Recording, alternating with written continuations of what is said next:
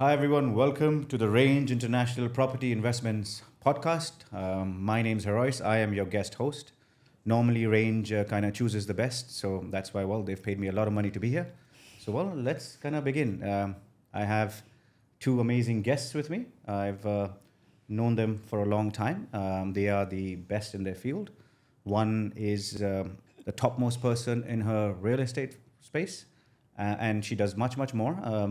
Some of you know her as, Doll Dax, or Baby Dax, as we kind of call her. So that's one. I've known her for a lot of years. And the other person here is Marwa. She's an investment banker. I've known her for a while as well.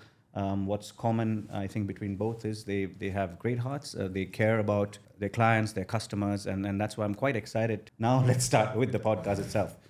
So guys, how are you? Very well. Yourself? Good. We're good. Let's get into the specifics of what you do. Yeah. Dax, so we can begin with you. Hi, my name is Dakshita Kumar, and I have almost a decade's year of experience in real estate and investment management. I've had enormous experience within the Middle East, the GCC, which is Dubai. I've also done a bit of real estate in Qatar. And having said that, I did a couple of years in London just for the experience. I love my work, and and here I am now. Hello, guys. Hi, my name is Mara Kamiri. I'm an investment banker here in Dubai since 8 years. I've been in the banking industry since I graduated. So the fact to be in Dubai is because it's like Dubai for me is my second home. I was born and raised in Abu Dhabi. I grew up there.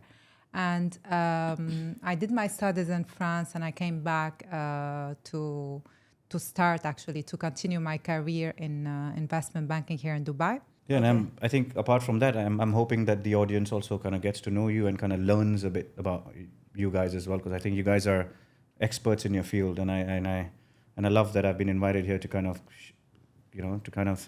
make sure that you guys are honest, because I know both of you.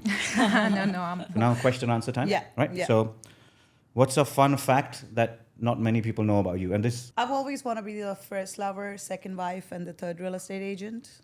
Okay, no, I'm joking. I just read that somewhere. Trying to do the math. I say I always wanted to be the first love, second wife, and the third real estate agent. I'm still lost. It's a saying.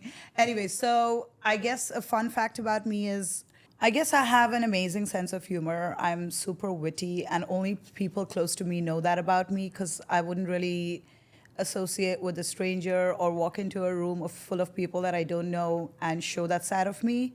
So I guess, that's, something that's a fun fact about me, apart from the fact that I've always wanted to be someone's first lover, second wife, and a third real estate agent. I still don't get it, but I think by the end of the show, I'm hoping to get it. And what about you? So about me, it's I can actually say that for you if you like. She's more like a Sherlock Holmes. Yeah, Is it? I'm the best investigator you can ever have. So That's whoever true. needs someone To spy on their spy boyfriends or their husbands. Right. It's or any information, just contact me. yeah, like literally, I know she would do it because I've seen it with my own eyes. I'm not going to mention details, but I guess she's really good at that. I think I should start a career, yeah? Yeah. Well, I'm going to try and stay out of that conversation. I'm a good guy, so let's not. But again, if that's needed, you will be the first one I contact. Hopefully, I shouldn't need it, but if I do, I mean, In case you you will know be my the first contacts. one to contact. Call Marwa, 800 Marwa. Yeah. Now, another bit. So, if you guys weren't in the profession you're in, what else would you think you would be doing? I can tell you because I have so much passion for the beauty industry. Okay. So apart of being an investment banker, I've always been Okay, I can say passionate that. about beauty, aesthetics. So I mean, of and course. a funny fact Yeah. actually, whoever needs an advice on beauty, on anything related to the beauty sector, they always come back to me and ask me. Oh, so Whether for a doctor beauty advisor, wow, yeah. consultation or for an aesthetic surgery operation, you know. So if I wasn't doing what I'm doing right now, because I'm so passionate about fashion, designers, not to be shallow, but like I love expensive stuff. Like I really do. So I guess I would be. We know that. I think I'd be more into inclination with that. I think I would own my own, fashion line, styling people that I see, helping all those fashion victims out there. I guess that's what I would be doing. I mean, we are taking a trip to Cannes soon, so well, we're not supposed to say it, but if I ever go to Cannes, would you be my stylist? I guess so. And If would you you did be my something wrong- beautician? 100%. So done. So Now you're I'm done. happy. So this podcast has been worth it for me. There you Now go. I can Yes. look pretty and obviously get dressed well. Style the well, two, yeah. the two problems that I Dress generally well or have. die trying. The That's two what problems I say. generally have. Yeah. Oh, well, thanks. What motivated you guys to kind of get into the space? And apart from that, what was your kind of was there an inspiration behind it, or was there like some kind of apart from the motivation, who did you see? Was there a role model, or how did you guys kind of fall into this? I guess my inspiration was more to do with the fact that I've always been into sales. So I did I started my first job when I was 16. I wouldn't really say job, but when you're like 16, 17, and you want to make that extra money on the side, and you do things to make that extra money. So that was always related to sales. So when I came to Dubai, and when I saw that the real estate market is booming, that was something which I was really passionate about. And I was like, what, let me give this a try. Of course, money is always a motivation because sky is the limit when you're in real estate and when you're trying to make money. But having said that, I'm more passionate about it. I mean, if I wasn't even doing this, I think I would do anything related to sales because that's what I'm passionate about. So the inspiration really came from the fact that what I did when I was 16, which was related to sales, and now here I am. Yeah, no, that's quite. I mean, just to add to that, I think that's quite interesting because as I've always said to people, I think when you have the skills of sales, I don't think you can go broke because you can find a way to. If you have those skills, you can sell anything and then be okay. So I think that's quite interesting. Everyone says that to me, even in the office. They're like, you have that gift of the gap, right? So as much as everybody wants to come into the field because they think that, okay, there's a lot of money, but unless you have that talent, you can't really last as long as you think you can, I guess. Correct. And I think when you mean talent, I think you also mean, I've seen how hard you work as well. Yeah. And some things can be learned. I'm not someone who always believes that it's just talent. I think talent can be acquired. So I've seen you kind of grow leaps and bounds. So, well, that's a good answer. Thanks. Well done. Yeah. What about you? All right, about me. So, yeah, since an early age, I was always good with numbers. And I was always dreaming to be a businesswoman. And of course, to be a good business woman or man, you need to have basis. So that's why I started my career I did my studies in finance, and then I pursued my career in banking. So I was very specialized in this field. And what's inspiring me about banking is to help people, advise them how to invest their money, how to grow their money, and have the experience also and learn the experience from them to also in the future set up my own business. And I'm very good. I'm a very sociable person, very helpful. So it's kind of challenging to be in this sector.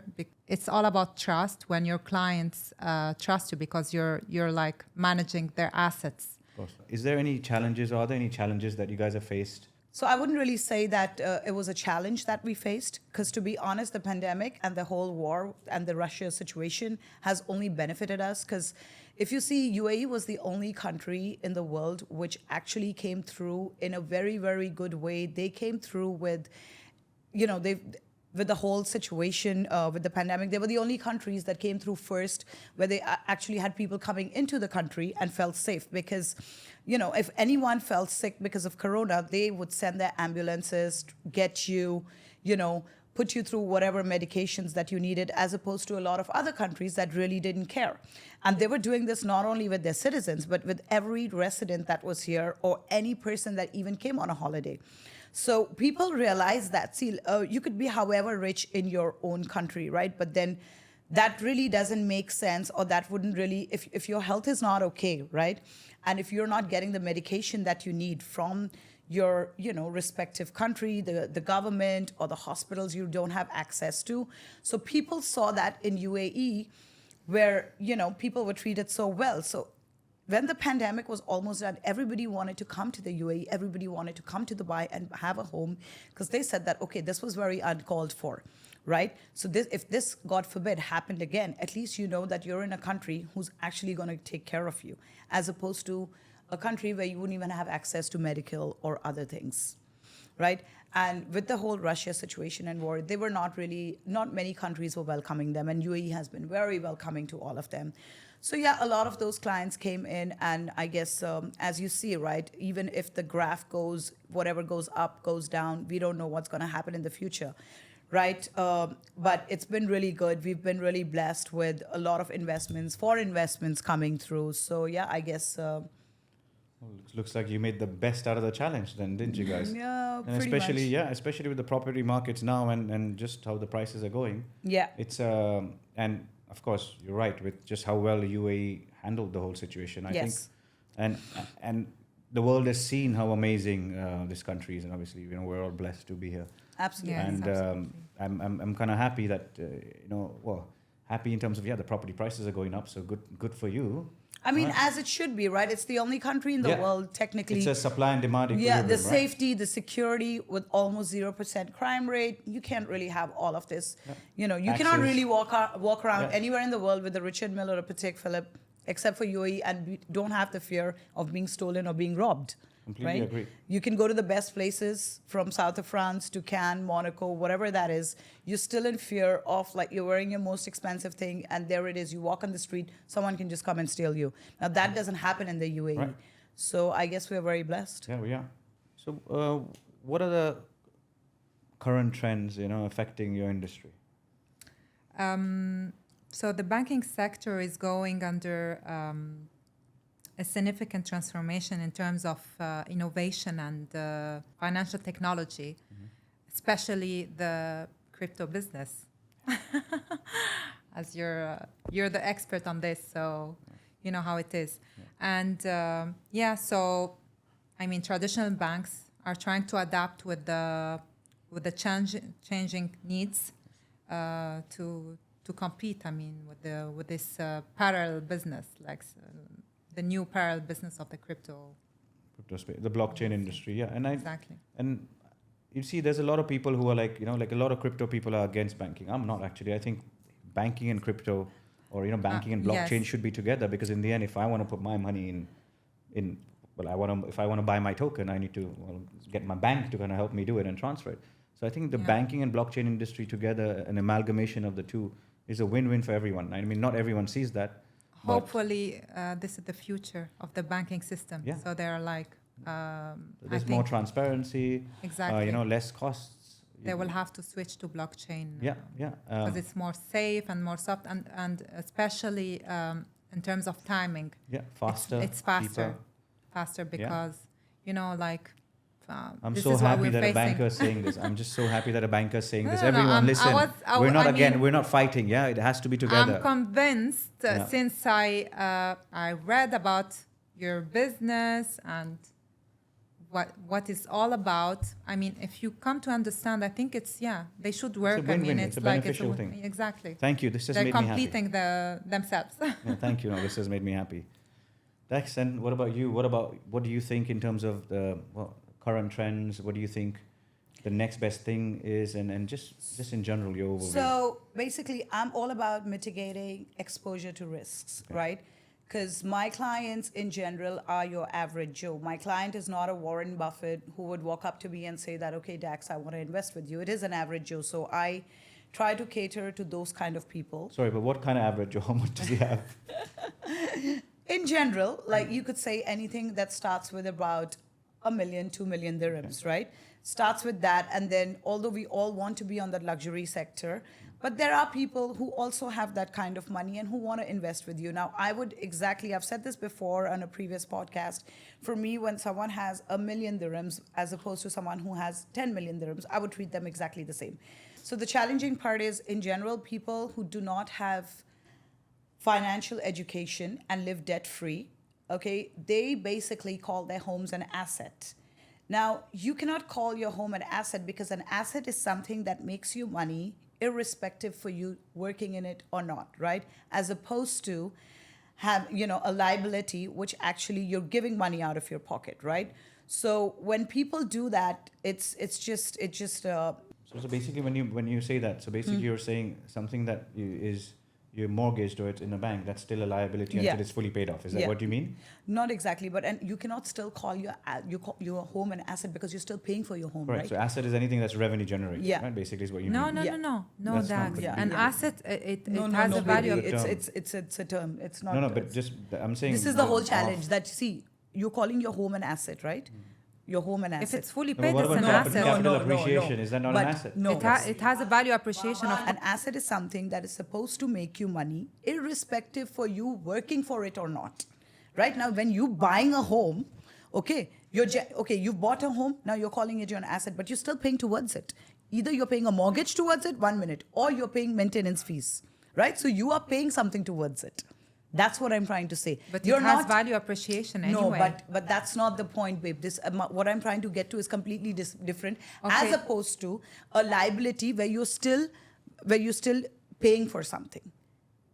What an asset is something like, for example, your watch. That is an asset, you can call it, because you're not doing anything. You're using it, whatever. You're not paying anything towards it. Even if it stops working, you go back. For example, you go back to the showroom, right? If it's not working, they have to fix it for you for free. But what is your home?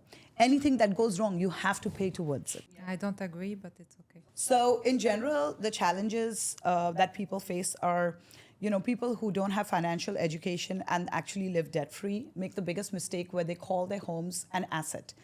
And if you understood the status, perhaps from a very well-known book called Rich Dad, Poor Dad, when the fact of the matter is that assets put money into your pocket whether you work for it or not, as opposed to liabilities that take money out of your pocket. Yeah? Well, Robert Kiyosaki. That he's, was for someone. You're sending the message. This is a very important thing. So this is a quick fire questions. This is general knowledge, right? 10 questions or 5 questions, depends on my mood. It's general knowledge. Yeah. We're running out of time. So let's go. Question number 1. What is the official language of the UAE? Arabic. I said it first. She was first, sorry. Yeah. Question number 2. What is the tallest building in the UAE? Burj Tower. Khalifa. Burj Khalifa, not Princess Tower. I thought you said residential. What is the capital of UAE? Abu Dubai. Dhabi. Oh my God, you need to go to school, I think. She wins again. Send her back to school, please. Who is the current president of the UAE? Sheikh said it, Sheikh Mohammed Mohammed bin bin Al-Nahyan. I said Khalifa it first. Al-Nahyan. I said it first. I said I it mean, first. I pressed the think button we'll have first, to- Mara. I don't know who said it. I think we'll have to do a little bit of a VAR. So later we can obviously get the audience to kind of check who did first. So guys, slow motion. What is the capital of Canada? Toronto? Montreal. Ottawa. Ottawa, she won. Montreal. Oh, Montreal. Oh, nobody won. And ladies and gentlemen, thank you so much.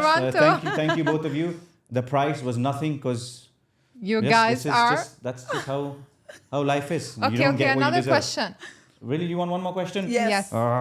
Can this be the deciding round? And Well, in which year was the Dubai Expo? 2020. 2021. You win. All right, guys. 2020. No, but it didn't happen because Yeah, of the but it's pandemic. Dubai Expo No. 2020. Oh, okay, so hey. No, but it didn't happen, All right. remember? So it on that happened in argument, 2021. I'm going to say thank you all for kind of Oh my watching God. this podcast. That's Thank you, cheating. Dax. Thank you, Marwa. Welcome. Thank you, Hero, for being here. And hopefully, I am just the guest host. I'm not going to be here all the time. Depends on how much they pay me next time. And depends on how much I can plug my business. So thank you all for watching. I appreciate all of you. Thank you, guys. Thank you for having us.